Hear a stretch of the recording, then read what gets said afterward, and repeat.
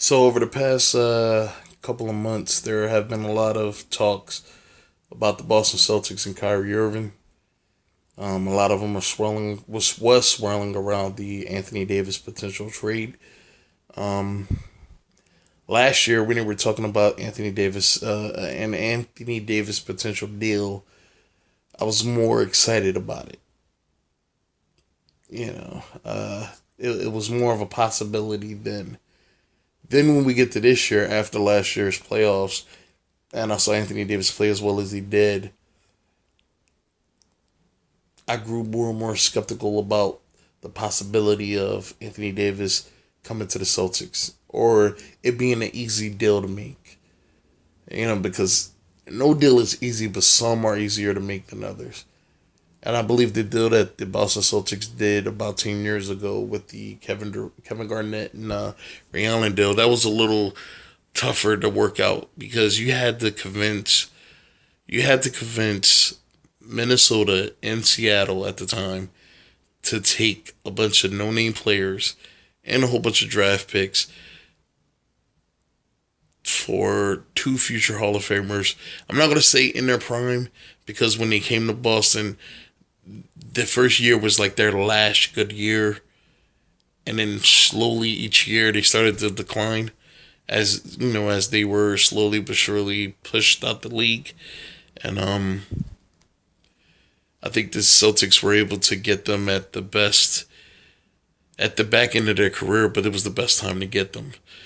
So the Celtics have always been, well, I'm not gonna say always. The Celtics over the past 15 years or so have been magicians at being able to give nothing and get something. Like when they traded a injured Isaiah Thomas, Jake Crowder, who at best is a 3-and-D guy, and I believe Ante Zizic, however you say his name, and the first round pick, which turned into Colin Sexton. They have been known to make deals that looks lopsided because of the quantity, but get back the quality. Like when I believe one of the deals they made was Delonte West, Al Jefferson. I believe they traded a pick too, and they traded a couple more players for Kevin Garnett.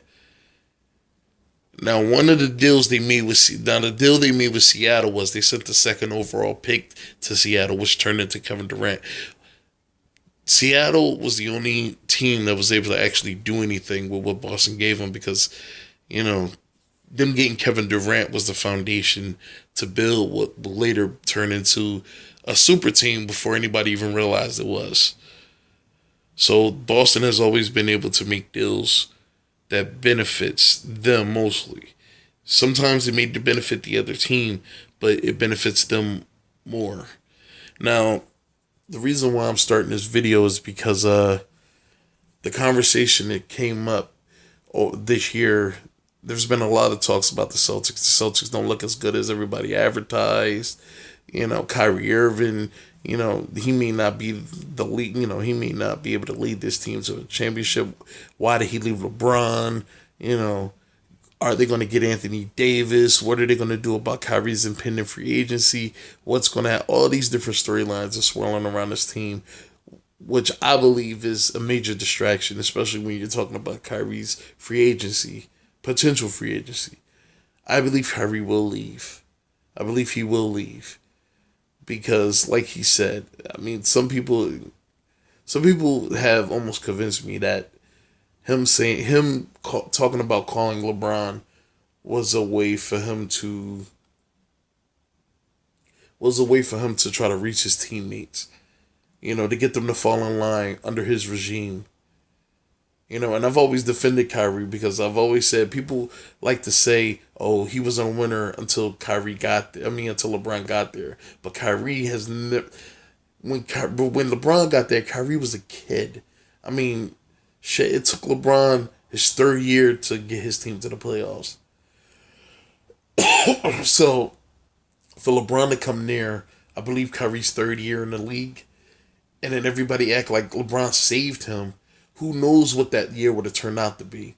Because if you look at Kyrie from the previous year to the year LeBron got there, it was pretty much a different Kyrie, man. Like, he was much more of a complete player. I mean, Kyrie isn't a passer. He's a glorified combo guard who does most of his damage at the basket or shooting jumpers. Like, that's where he does a lot of his damage. But since coming to the Celtics, he's become an even more complete player. But when LeBron got there, he started to become that player. I mean, his postseason run was cut short due to an injury. Because a lot of people believe Cleveland should have won that NBA Finals against Golden State, the first one. But with Kyrie going down, and earlier in that postseason run, Kevin Love got his arm broken by Kelly Olynyk when he pulled it out of socket. Well, not broken, I'm going to say, he just got it pulled out the socket. He kind of fucked up his arm. So now you're down two superstars, and his Robin, funny enough, is Matthew Dellavedova. That's who his number 2 is. And don't get me wrong, Matthew Dellavedova played lights out. Like, this dude he was unbelievable. But, I mean, he's no Kyrie Irving. And Kyrie, LeBron missed Kyrie for that run. That should have been their first title run. So, when Kyrie came to Boston, everybody was excited. But everybody was talking about his pending free agency. Will he resign? And Kyrie Irving has been kind of bipolar about will he resign or will he not resign. One minute he's talking about resigning, the next minute he's talking about no. And, I mean, honestly, I think those kind of talks should be held off until either the playoff run is over, or if they don't make the playoffs, then you start talking about this stuff. But, if I'm Kyrie, I'm avoiding it. But it almost seems like he's putting it out there without trying to put it out there that he won't be coming back. So the reason why I'm making this video, as you can see from the title, I believe Stephen A. Smith is going to make the assumption, even if he doesn't know if it's a good idea. I believe he's gonna make I haven't seen his video yet. I believe he's gonna make the assumption about them trading Kyrie, and I would 100% agree with that. Because instead of you bringing in people by trading away the young talent, nobody knows what Jason Tatum is gonna be. Nobody knows what Jaylen Brown is gonna be. Nobody knows how good Terry Rozier will be. Nobody knows any of these questions. And it's going to be hard to see that. It's going to be hard to see progression. Like, when everybody was talking about where will LeBron go last year, where will LeBron go? People were talking about San Antonio, the Lakers, Philly. Now, I honestly believed if LeBron went to the Philadelphia 76ers, that would seriously stunt the growth of Ben Simmons. It would seriously stunt the growth of Ben Simmons. How LeBron being there is stunting the growth of Lonzo Ball, him going there would have stunted the growth of Ben Simmons. And I believe Ben Simmons knew that. That's why he didn't outright say, I would love for LeBron to come to Philly. I believe his response was, if it happens, it happens, or, something like that. It was very disregarding, like, whatever. Like, I believe Kyrie being in Boston is starting to stunt the growth of Jaylen Brown and Jason Tatum. Because the ball is being taken during their playoff run last year. Those two guys, they ran the team.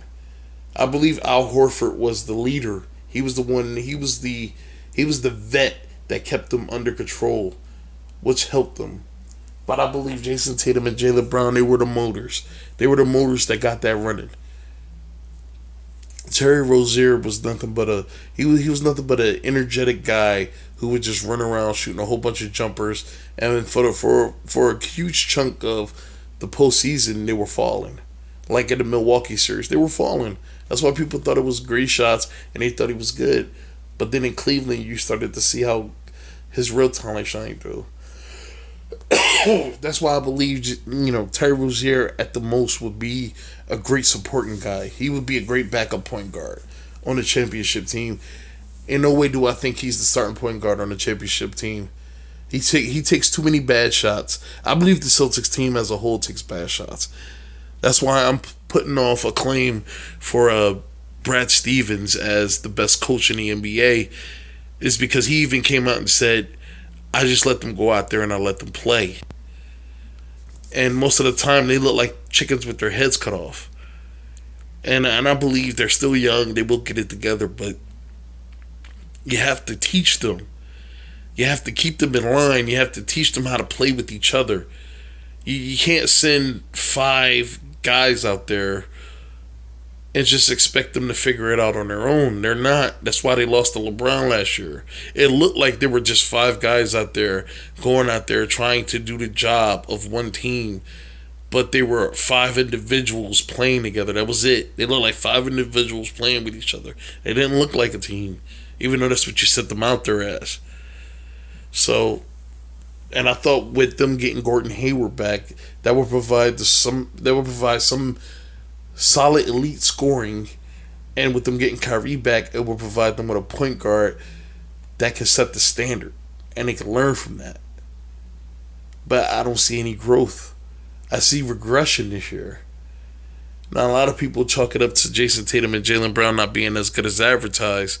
That's why last year, when the Philadelphia 76ers had their little short run and everybody was talking about how great they were and how they were superstars, I'm like, no, they're not superstars. They're young kids who's having extreme success, and all this acclaim of superstardom that people keep throwing on them is going to do nothing but corrupt them, and it's going to ruin them. And that's what happened when they played Boston. All that talk that people were saying, you could just see how, they kind of look confused when their shit didn't work. They looked almost befuddled. Like I saw Joel Embiid get owned by Al Horford. So, I know that I'm going on long, but I kind of had to set up my views on this. So I'm going to let Stephen E. talking, and I'm just going to fill in. I am not saying trade Kyrie because he's a problem. I'm saying Kyrie is so great. He's so fantastic. You got a decision to make. Do you believe you can win the championship this year? If you can win it, you keep him. If you think you come in the second place, you move him to make sure you get compensation. That's my sentiment exactly. And it's not that I believe that they should trade him because he's a problem in the locker room. That's just, I honestly believe that he is the problem. I believe he's the reason why the young guys aren't progressing like they should. And even if he's not intentionally being that, that's what he is. But I'm not saying that's why they should trade him. They should trade him because he may not come back. That's why I said I believe he's leaving. He may not even come back. So why keep him? Now, by this point, it's already too late. It's already too late. They already have him. And the only way that they can actually get anything for him is if they work out some kind of sign and trade deal. But why would Kyrie do that when he's a free agent and a team that he most likely has his eye on has the money to be able to pick him up? Now, the only way I see this working is if he's able to strike a deal with Boston where they sign him to a contract and they trade him to the team that needs him. The only way I see this working is if the team that wants him don't have the money to get him anymore. That's the only way I see Boston getting something for him. But Boston will not win the title this year. I watch the Celtics. I would be extremely surprised if they win. Golden State, they have all their pieces back. Golden State looks unbeatable to me. Like, I'm thinking playoffs. I'm thinking when all of them have enough time with each other and they're used to each other, what it's going to look like. So, I don't see anybody lasting 5 games or lasting past 5 games with the Golden State Warriors. If they lose at all, I'll be surprised. But Boston will not win this year, so why are you keeping them? I don't believe you lose a Kyrie Irving for nothing. I believe Kyrie Irving's going to leave. That's what I believe. I believe. But the one thing I can say is that sports has been notorious for developing underdog stories. Look at the 07 Giants when they beat the Patriots. Look at the Red Sox in 04 when they came back from 3-0 to beat the Yankees. And that's just in recent memory. There are plenty of examples in the history of basketball and football and American team sports where you had an incredible underdog who came out and they beat Goliath. Look at Villanova beating Georgetown in 85. Like, you have these examples. So that the $190 million that they would obviously have to pay him because he's worth every penny. That's a max, not a super max. He would have got a super max if he had stayed in Cleveland. He didn't stay in Cleveland. Obviously, you're in Boston, you get the max at $191 million or so. Terry Rozier wants to be a starter in this league. He'll be a... These numbers aren't impressive because Kyrie has the ball in his hand the majority of the time. Now, the rebounding numbers is alarming because you're fourth on the team as the point guard and rebounding. And this is not some Russell Westbrook shit where Russell Westbrook is literally blocking his own teammates' shots to get the rebound back. But you're fourth. I can only assume, and this is me assuming, I didn't look this up or anything, but I can only assume that the Celtics' leading rebounder is Al Horford with probably about 8.5 or 9 rebounds. So, I don't know. I think rebounding is a huge issue for them. And I believe Robert Williams is the fix. I believe, all right, this is my ideal lineup. And then I'm going to end this video and then I'm going to pick up in another one. This is my ideal lineup for the Celtics. All right, and this is with them keeping Kyrie. All right, you have Kyrie at the point guard. For some reason, Jaylen Brown needs to be on the bench. You put Marcus Smart. They play better with Kyrie on the floor. They play better with Marcus Smart at the shooting guard. You put Marcus Smart at the shooting guard. Then you have Jason Tatum at the small forward. I believe Al Horford should be a power forward. I honestly believe that his skills is served better as a power forward, not the center. Because when you go and see, this is what I believed last year, and it came to fruition. Al Horford is undersized. When you play against teams like Detroit with Blake Griffin and Andre Drummond, Al Horford's going to get abused. He's undersized. Like when you play against teams that can rebound. Like this is just one play, but it was promising. You could just see how it will work.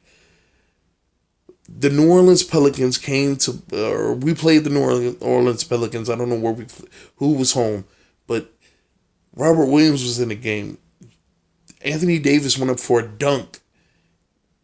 Robert Williams blocked his dunk. Like, you put this dude at the center position. Robert Williams should be the starting center for this team. And you just bring him along slowly. Just bring him along slowly. But I believe this kid was key. From the time they drafted him, I was like, all right, this kid has all the skills that Boston lacks, which is rebounding and post defense. We don't need him to put up 10 points. We don't need him to put up anything, really. We just need him to block shots, rebound, and provide a rim protector. And we have Al Horford and his shooting ability and his somewhat rebounding. We have him at the power forward spot. And then, from there you could do what you need. And then on the bench you can have Rozier, Jaylen Brown, Gordon Hayward, Marcus Morris, and Aaron Baines, I believe. That right there, the bench is a starting lineup on an up-and-coming team. Like, that's the lineup that you need to go with. I don't know why they're not going with it. But I'm going to pick up with this in another video.